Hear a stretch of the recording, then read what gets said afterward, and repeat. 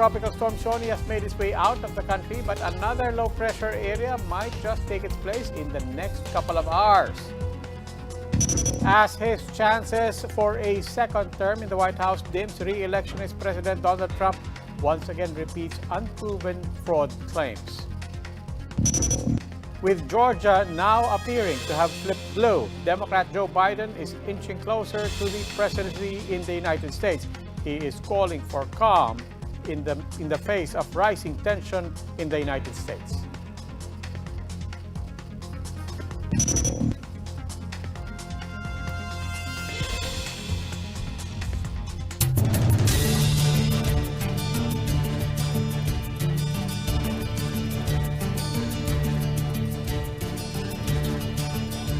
Let's kick off tonight's broadcast with a crucial swing over in the state of Georgia in favor of Democrat candidate Joe Biden, who has further widened his lead with 253 electoral votes over Trump's 214. A few hours before broadcast, the East Coast state turned blue. Vote counting there is almost done, with Biden leading by at least 1,000 votes. If he does secure Georgia, he would need only one more electoral vote to take the presidency. The red-leaning states of North Carolina and Pennsylvania are also moving closer to finishing up their counts. Should Trump manage to win these states, he would still need at least one toss-up state to make a switch in order to take the lead. It is still anyone's game in two other states. In Nevada, Biden is leading by just a little more than 11,000 votes, while in Pennsylvania, Trump is up by just at least 18,000. We'll check on the race to the White House again later in the broadcast. As tension grips the United States, Democrat bet Joe Biden, who's inching closer to victory, is urging Americans to remain calm. Biden told supporters he has no doubt that by the end of the count, he and Vice Presidential candidate Kamala Harris will emerge as winners. Biden, though, is calling for calm. Votes are still being counted in a few battleground states. So, I ask everyone to stay calm, all people to stay calm. The process is working. The count is being completed, and we'll know very soon. Judges from two closely contested states rejected lawsuits filed by the Trump campaign in an attempt to stop vote counting. Judges from Michigan and Georgia tossed out the lawsuits in their respective states due to lack of substantial evidence on alleged voting irregularities. Trump now wants to file a new lawsuit in Nevada for the alleged counting of supposedly illegal votes. And for the first time since election night, Trump delivered a speech only to repeat his unproven claims of fraud. Three of America's biggest news networks interrupted the live coverage of Trump's address to fact-check his claims. As you know, I've claimed certain states, and he's claiming states, so we can both claim the states, but ultimately I have a feeling judges are going to have to rule. Protests staged by supporters of the dueling parties flared across the United States. In Arizona, a crowd of Trump supporters, some of them armed, gathered outside an election center. Rumors circulated that Republican votes are deliberately not being counted. In Philadelphia, chaos continues outside the vote counting venue where Trump and Biden rallies had to be barricaded. Philadelphia police are investigating an alleged plot to attack the center. They received a tip that a group of armed men from Virginia were driving up to the venue. From the visiting forces agreement to Manila's ties with Beijing, how will a change in White House leadership affect the country's international policies? Ria Fernandez tells us in this report. The country's relationship with the United States has been generally fine under the Trump administration. That's according to House National Defense Vice Chair and Muntinlupa Representative Rufy Biazon. He believes so despite President Duterte's warm ties with China. Biazon sees no change in the country's security deals with the U.S. even if Democrat presidential candidate Joe Biden wins. He's also not expecting a shift in interests when it comes to the West Philippine Sea. Biazon says the Philippines stands to benefit from the projected Biden win. I think we would be a beneficiary to that, no? Because they want to ensure that there is freedom of navigation and maritime exploration and observance of international obligations with regard to the South China Sea and, of course, the Philippines Exclusive Economic Zone. The lawmaker also believes that the U.S. could help balance out the relationship between Manila and Beijing, regardless of who will win between Trump and Biden. We all know that there have been reports of China intruding into our exclusive economic zone. Some have labeled it as bullying. And I think being in alliance with the United States on security matters can balance that out. Former Senator and Defense Secretary Orly Mercado says it is important for the Philippines to ensure that its commitments with the U.S., such as the Visiting Forces Agreement, will remain. The VFA was supposed to be terminated earlier this year. In June, Malacanang deferred the abrogation for 6 months, which may be extended further. Make sure that we do not go back in terms of our understanding of their commitment. As far as they're concerned naman, they have said, we have repeatedly made the commitment. Professor Ed Montayo of the Ateneo School of Government cites a slight change in the country's relationship with the U.S. Kumbaga, ang mensahe sa Amerika, hindi na lang kayo ang kausap ko. So to me, hindi na magiging ganun ka-significant ang moral suasion o influensya ng Amerika sa atin. For News 5, Ria Fernandez, We Are One News. Red Cross Chairman Richard Gordon says the president might have been misinformed when he uttered his mukang pera remark. Gordon says his organization is far from greedy. Maricel Halili with a big story.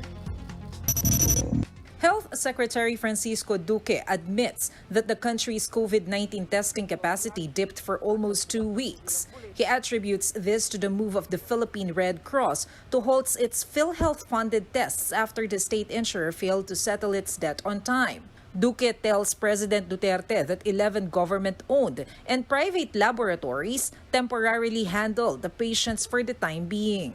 But after learning that the PRC only resumed testing upon the payment of PhilHealth, the president calls the organization greedy. Ngunit nabayaran na po ang PRC at nagbukas na po silang muli, kaya patuloy na po ang kanilang pagsusuri ng mga swab specimen. Mukhang pera.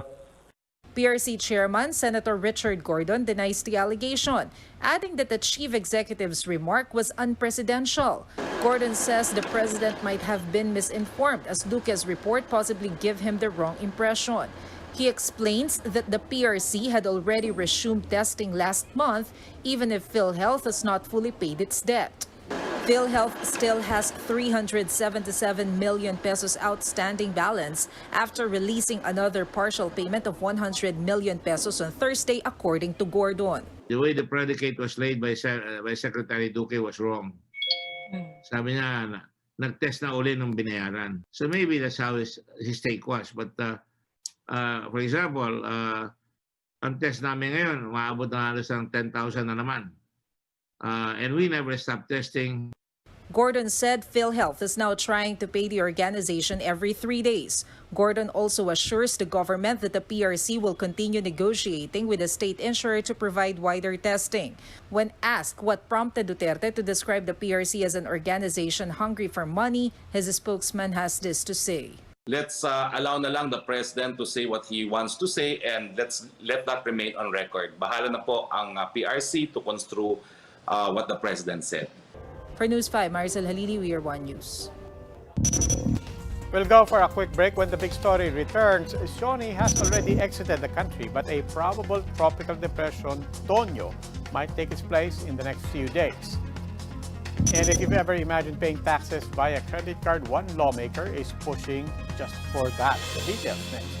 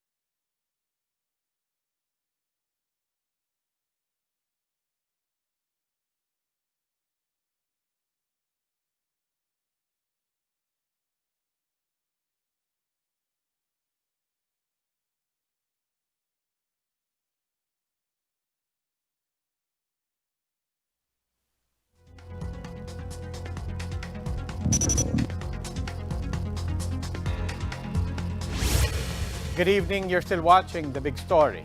PAGASA has announced the onset of the Amihan season, or the northeast monsoon. This is expected to bring cold and dry air as the northeast wind flow gradually becomes more dominant over the northern part of Luzon. The Amihan is also seen to be enhanced by the ongoing La Nina, which PAGASA said could trigger floods and rain-induced landslides in susceptible areas.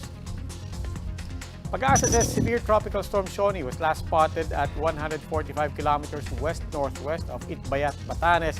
It's packing maximum winds of 95 kilometers per hour, gusts of up to 115 kph.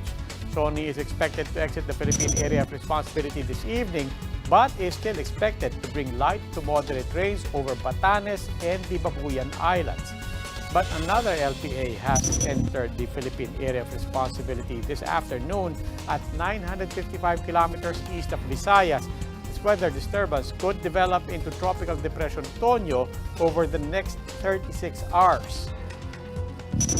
The NDRRMC says the death toll from Typhoon Rolly, meanwhile, has climbed to 22. 3 of the casualties were confirmed in Calabarzon.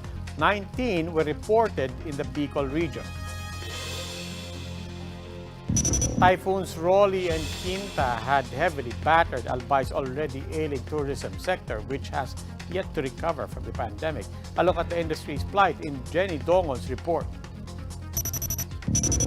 This chapel in Cagraray Eco Energy Park is in ruins. Its window glasses were smashed to pieces following Typhoon Rolly's onslaught.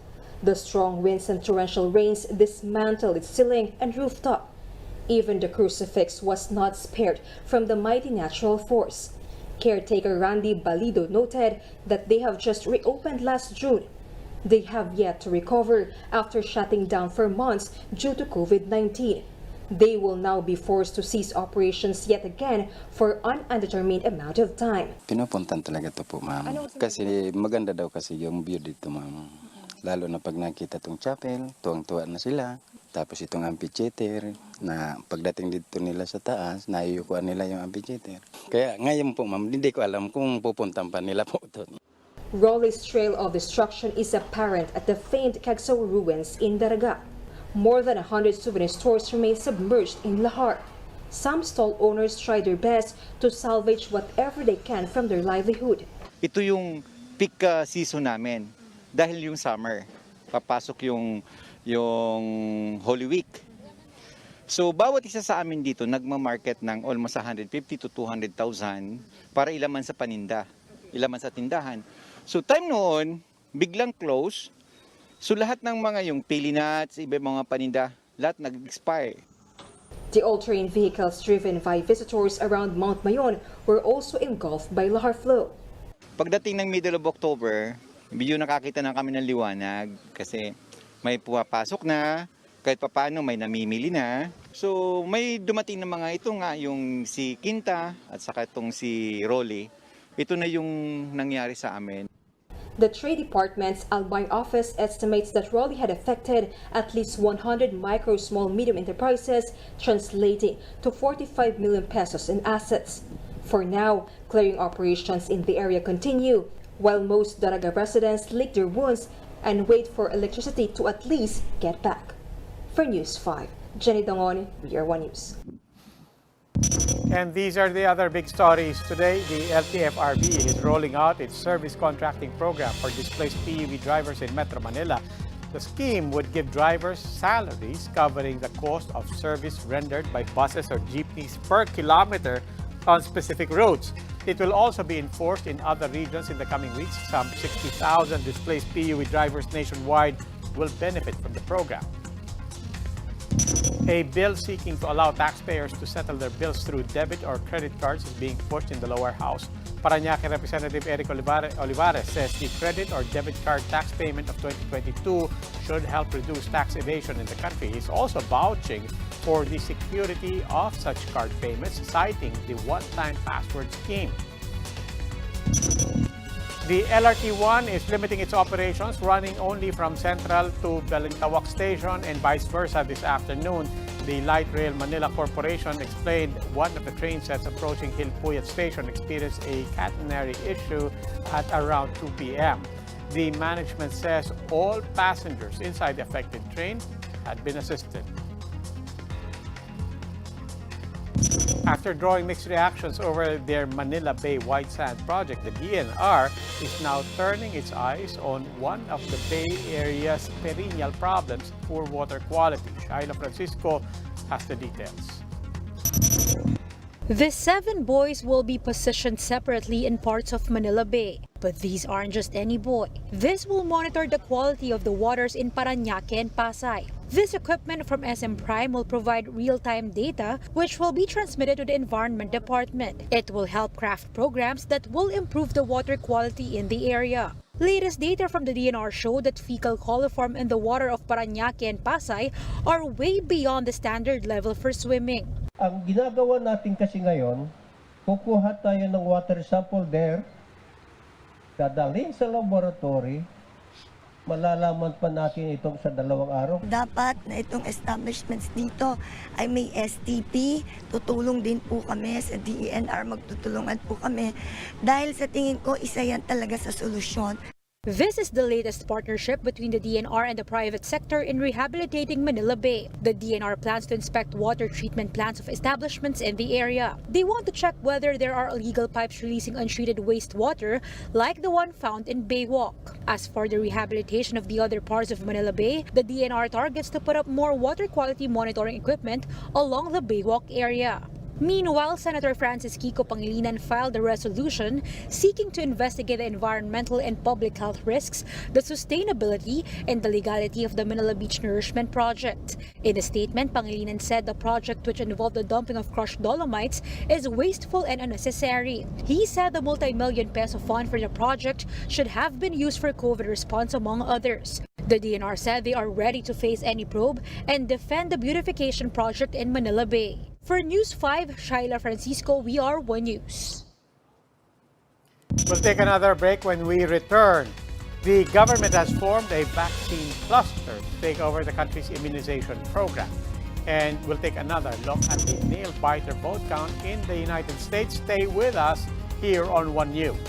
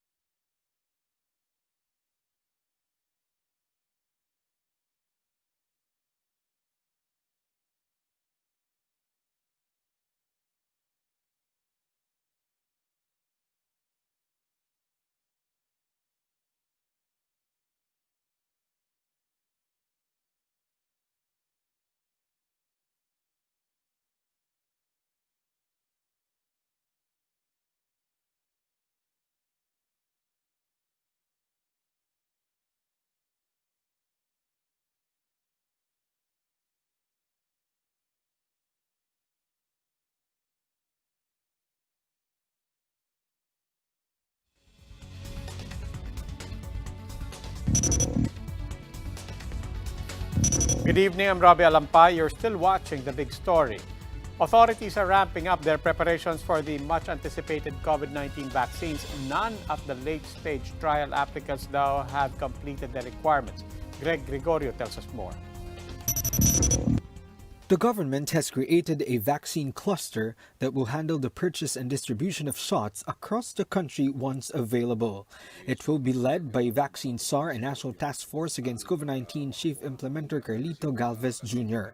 He immediately met with the Science and Technology Department following his appointment.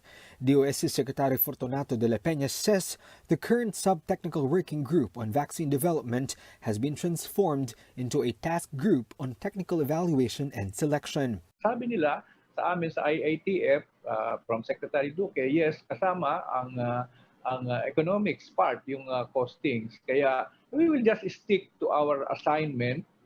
The government is currently in talks with 4 manufacturers which have expressed interest in conducting late-stage trials here.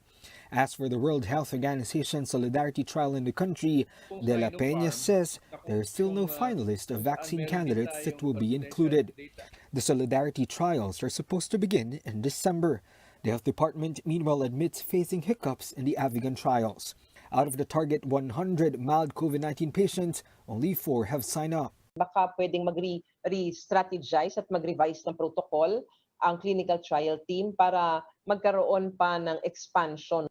In Friday's Laging Handa briefing, Palace spokesman Harry Roque cited the equitable provision of vaccines under the Universal Healthcare Law. However, he noted that the recipient of 4Ps, medical frontliners and uniformed personnel will be prioritized. Hindi natin mapipigilan yung mga may kaya na magpabakuna na sa lalong mabilis na panahon at hindi naman po tayo tututol dyan.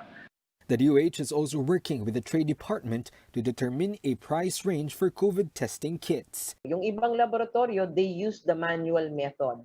Yung ibang laboratorio, they use the automated method. So pagka magkaiba rin ang presyo dahil magkaiba ang ginagamit ng mga logistics. The price range will be released next week. For News 5, Greg Gregorio, we are One News. PNP Chief Camilo Cascolan expressed willingness to accept a new position in government after he hit his mandatory retirement age on Tuesday next week. Cascolan told reporters that there is still no word from the president about a possible term extension as PNP chief. Presidential spokesperson Harry Roque said the president will make an announcement on who will replace Cascolan once he retires. Cascolan only served 2 months as PNP chief after assuming the post in September. Of course, as a true soldier, we always just do our job. No? Tayo po ay gumagawa lang ng trabaho up to the time that we will retire. In the PBA, the NLEX Road Warriors crushed 5-time champ San Miguel Beermen 124-90. The Warriors have just made a hat-trick after their biggest win in the cup so far. Michael Miranda led them with 22 points on the perfect 8 of 8 shooting. Paul Zamar scored 23 points for the Beermen. The Ginebra Gin Kings and the TNT Tropang Giga are now facing off in a bid for a playoff spot. European countries are now grappling with a surge in COVID-19 cases, forcing governments to tighten lockdown measures once again. In Greece, a nationwide lockdown was ordered Thursday as cases reached new highs. The 3-week lockdown will take effect this weekend with all retail businesses shut down except for supermarkets, healthcare services, and pharmacies. The residents will need to secure permits before being allowed to go outside. In the United Kingdom, protesters defied the lockdown recently imposed by British Prime Minister Boris Johnson. More than 100 protesters wearing Guy Fawkes masks joined the Million Mask March linked to activist group Anonymous on the first night of the United Kingdom's second COVID lockdown. Intensive care units in Barcelona and in Spain, meanwhile, are also preparing for a second wave of COVID-19 cases.